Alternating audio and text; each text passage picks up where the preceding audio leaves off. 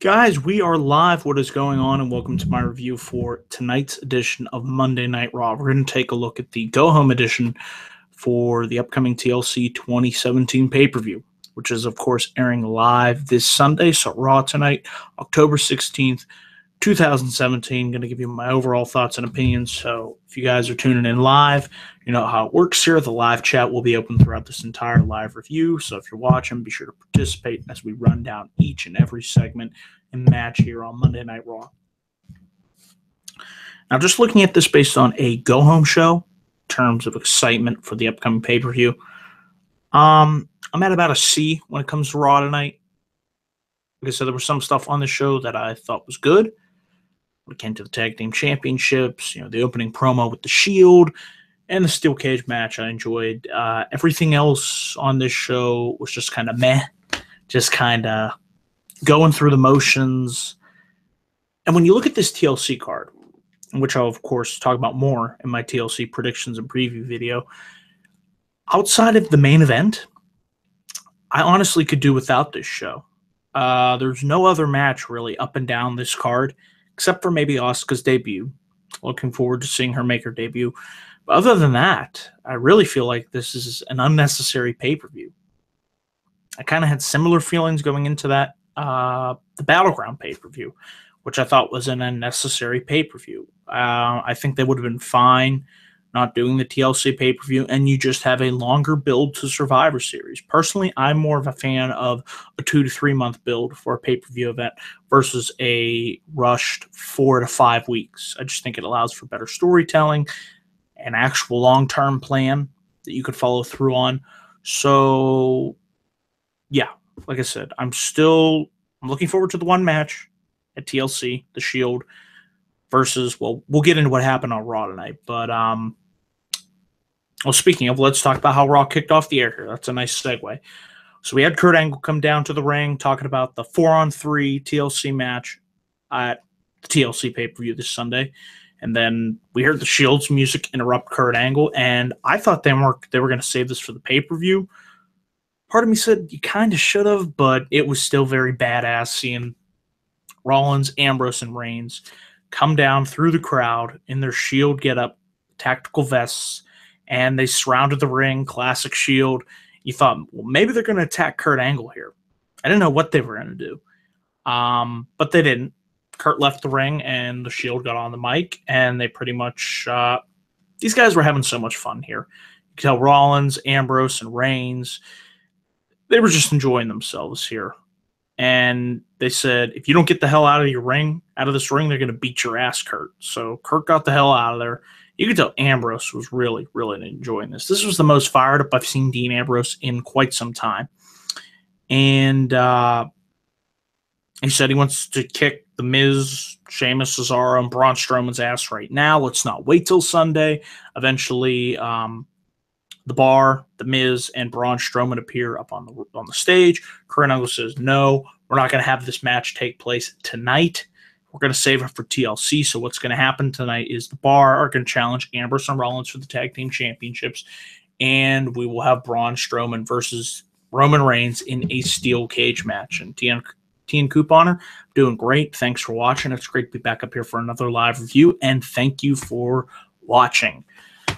So, yeah, I thought the opening segment was fine. I had no problems with it. Like I said, it set up the tag team title match. It led to the announcement of Roman Reigns versus Braun Strowman, which was already announced, but they reconfirmed it. And it was great seeing the Shield, like I said, in their tactical vests with their classic entrance music. And it was something nice to see because we haven't seen that in 3 years. It's been a long time, so I thought it was a good way to start off the show here. We then have Elias Sampson and the Club singing together. Different here. I didn't expect to see Elias Sampson and the Club team up to do a duet. But that was surprising. I actually enjoyed it. I thought it was definitely campy and over the top.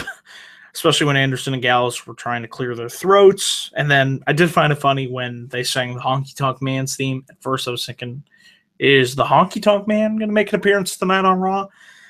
He didn't. it eventually led to a random 6-man match. Elias and the Club versus Jason Jordan, Titus O'Neil, and Apollo Crews. Would have been nice to have been given some setup as to why this match is taking place. Unfortunately, they didn't. So to me, it was just a match. It happened. I wasn't really paying too much attention. Jason Jordan spears Anderson. Apollo Crews hits the atomic bomb for the win. So the baby faces go over. Cool. Like I said, I didn't really care too much for this at all. You know what did surprise me on this show? There was something that really did surprise me. We actually got a video package for Cedric Alexander versus Jack Gallagher. I was like, holy shit. For some reason, they actually want me to care about something that happened on 205 Live. I'm like, where was this X number of months ago? To me, it just felt a little bit late in the game. I mean, it was nice that they did it, but didn't really get much to pique my interest in this Cedric Alexander versus Jack Gallagher match. Match was all right. Nothing really special to talk about. Alexander, who is vastly underutilized and probably one of the most underutilized guys on the WWE roster, he had a very nice lumbar check on Gallagher for the win. You know, it's just a shame. I'm thinking with the whole situation with Neville, we might not ever get a Cedric Alexander versus Neville match, at least in WWE. Who knows what happens down the line, but I think that would have been one hell of a match for the Cruiserweight Championship. But yeah, the match between Gallagher and Alexander, it was just okay. Like I said, it was nice that they did the video packages, but I wish they would have done that more so earlier on, and then people might have more of an interest in the Cruiserweights compared to where they are right now, which is just filler and bathroom break time.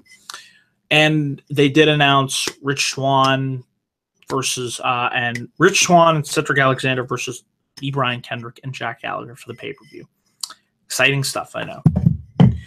We have Miz TV with special guest Braun Strowman. Miz talked up the fact that how the Shield, you know, their nostalgia, their, you know, the past, they're just, you know, something you shouldn't have to worry about. And when it comes to the bar, Miz and Braun Strowman, they're going to break the Shield. Strowman says he's going to lock Roman Reigns in the cage and he will not be able to escape. And the Miz added on to the fact, well, Dean Ambrose said the Shield can take on 4-on-3, 5-on-3, 6-on-3. And we'll get into Kane, Mark. Thanks for joining this live chat. We'll get into that towards the end. That was an issue that I had with the ending of Raw. I was just a lot of logic and plot holes on this show tonight. It definitely hurts the enjoyment of the show when you can pick apart all the plot holes and just it's just like none of this makes sense. What the hell am I watching? So Kurt Angle comes down out on stage and he says, all right, Miz, if that's what Dean Ambrose says the Shield could take on 5-on-3, 6-on-3, whatever. If Braun Strowman defeats Roman Reigns, you can have a fifth person added to that match. However, if Roman Reigns wins, Strowman is officially deleted from the main event of TLC, and it will go back to a 3-on-3 matchup. So I actually like that. I thought it created for some intrigue when it came to the main event, you know, because wins and losses should matter, at least the way I view wrestling. I'm sure a lot of you view wrestling. It is important for either Braun Strowman or Roman Reigns to win, which once again highlights why when you do wrestling right, wins and losses do matter. But what do I know? Like I said, it's crazy talk. I know. And no Bo Dallas again, so I hope everything is all right with Bo. Not sure what's going on with him. Sasha Banks versus Alicia Fox. Relatively quick match here. Alicia Fox taps out to the Banks statement. Afterwards, Alicia Fox viciously attacked Sasha Banks backstage. She also laid out a referee, which led to Alicia Fox getting fined, and then it's set up for Sasha Banks versus Alicia Fox at the, TLC pay-per-view. I like crazy Alicia Fox. I like some more of crazy Alicia Fox. the beautiful Alicia Fox. Still love when Noam Dar says that. But, okay. Sasha Banks, Alicia Fox. Like I said, match they had tonight was meh. The post-match beatdown was nice, but other than that, I don't really have too much to say. It's just another spot on the card, I guess. We had Enzo Amore come out, and he bitched and moaned over the fact that he doesn't have the Cruiserweight Championship. And I think you're right. TLC does have 3 women's matches. You have Sasha Banks. It might only be 2. No, 3. Emma versus Asuka, Sasha Banks versus Alicia Fox, and Alexa Bliss versus Mickie James. So, yeah, there actually are 3 women's matches here on TLC. I didn't think about that. Thank you for pointing that out, TN Couponer. That's a good point. Back here to Enzo Amore. He ran down Kalisto and Mustafa Ali. Kalisto came out and he made a terrible botch on this promo. Please don't ever give Kalisto the microphone again. He said he wanted to win the Cruiserweight Championship at TLC, and I was just like, oh, Kalisto. Oh, God. I don't know what's worse, that botch or he's going to go do some lucha things. Just let his wrestling speak for him. He doesn't need to talk on the microphone because obviously that ain't a strong suit, especially when it comes to scripted promos. Enzo and his heel group, which made it kind of odd. I thought Enzo was at odds with the entire Cruiserweight division, but apparently he's formed an alliance with Tony Nese, Drew Gulak, who else was out there? Daivari. I think that was everybody. The point is, the heels beat down Kalisto. Mustafa Ali tried to make the save. He couldn't make the save. So, yeah, Kalisto, you just made the list. Come on, buddy. You're finally Cruiserweight champion, and you say you're going to win the Cruiserweight championship at DLC. Oh, what a clusterfuck. What a clusterfuck. But yeah, answering Mark's question here, do you think the Shield will bring back the skull masks? Yeah, I thought those were badass. I believe the first match they debuted them at was WrestleMania 30. I could be wrong, but that's the first time I recall seeing them. I hope they do. I really like those masks. Speaking of what I really liked on this show, The Bar versus Dean Ambrose and Seth Rollins for the Raw Tag Team Championships. These 4 guys go in there and they have outstanding chemistry. Just they know how to work very well with one another.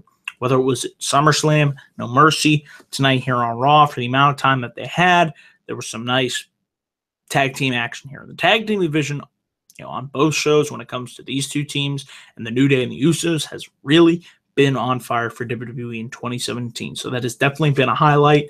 Just a couple spots here and there. Dean Ambrose, he tried to catch Cesaro and hit with the dirty deeds, but Cesaro was able to get to the outside.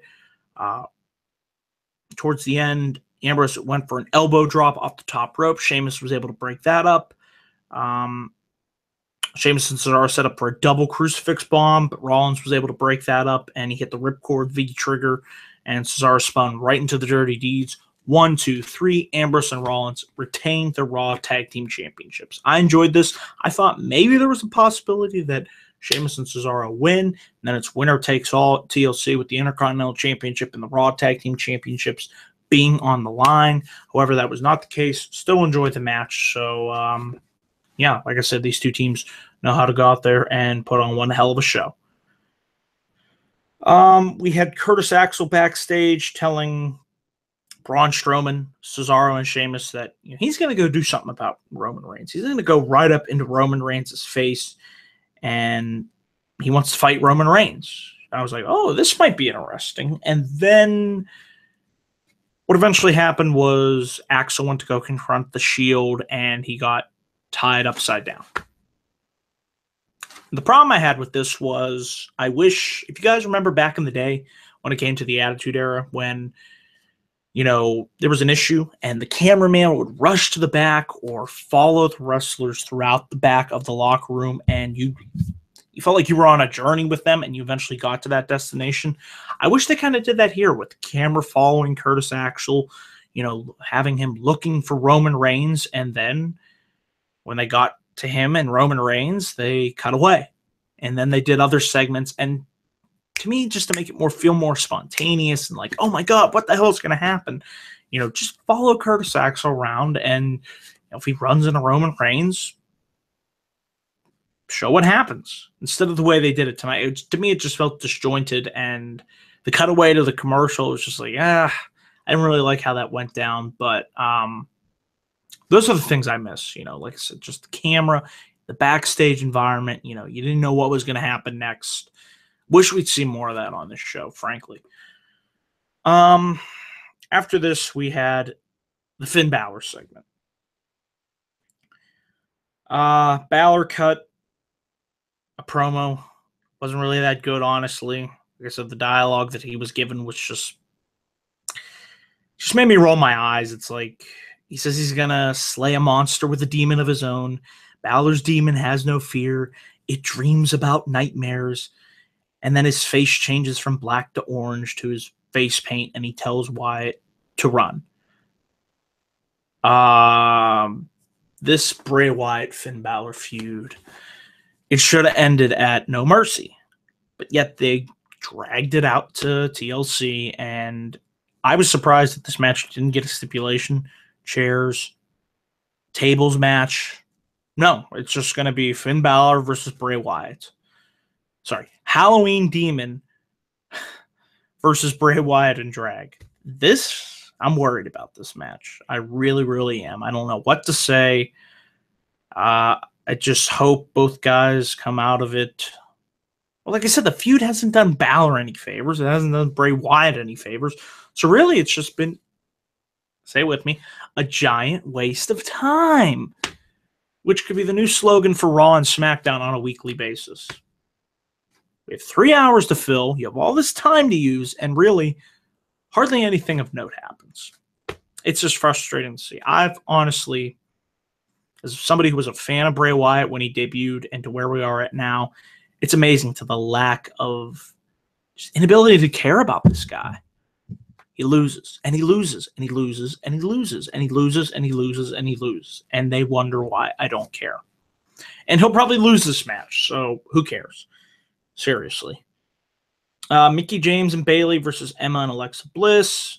Mickie James hits the Mick kick. I don't even know who she hit the Mick kick on for the win. So, yeah, that match was just a match.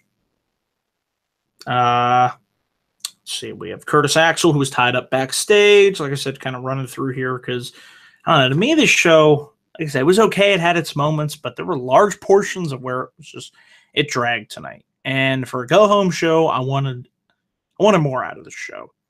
Thank you. Mickie pinned Alexa Bliss. Huh. So that means she is losing Sunday. I mean, I knew she was going to lose Sunday, but not really a fan of when the champion gets pinned there. Not really at all. But there you go. Now let's get right into the main event, because that's honestly what you want to hear me talk about. Steel cage match, Braun Strowman and Roman Reigns. Good stuff right here. These guys know how to go out there and put on kick-ass match after kick-ass match after kick-ass match. When it came to Strowman ramming himself several times into the cage, taking out Roman Reigns, and the best spot of the match was when Reigns, it looked like he was going to make it to the outside. Sheamus and Cesaro tried to interfere, even though they were banned from ringside. Ambrose and Rollins come out. They start brawling with the Miz, or not the Miz. Miz was on commentary. Sheamus and Cesaro start brawling with Ambrose and Rollins, and that's where Strowman is able to literally pull Roman Reigns back in and suplex him into the ring from the steel cage. Dangerous spot. I was worried. I was like, guys, please don't get hurt here. But it was still a really, just a wow moment. Like I said, those guys continue to battle backstage. I love the chaos here of not knowing what's going to happen, who's going where, who's going to be the fifth person added to this match. And then during all the chaos, Ambrose, Rollins, Cesaro, Sheamus, they're battling backstage as they go through, a door area in the backstage. Miz hits a button and he closes off, partitions the area off that traps Ambrose and Rollins and Cesaro and Sheamus, confines them into the backstage area, and therefore that leaves Reigns and Strowman alone in the steel cage. So Miz, once again, outsmarting the odds. And he just had this shit-eating grin on his face. Miz, very calculating heel. I love it. And we get back to the steel cage, and I thought when Strowman hit those, or should I say Reigns hit the Superman punch into midair, I thought he was going to beat Braun Strowman right there. But Strowman luckily kicked out, and then we hear music play. And it was actually a pretty badass remix of Kane's theme music. I think CFO said they did that on Twitter. But Kane reappears, and at first I'm thinking, Kane? Well, wait a minute, wasn't he on SmackDown? So that didn't make sense. But then, people were mentioning it to me, Kane's here for one reason.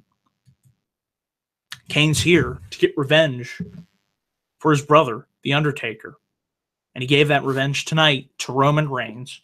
He cost Roman the match against Braun Strowman. Hits the choke slam. Strowman hits the running power slam. And then Kane finally hits the tombstone. There's your symbolism right there.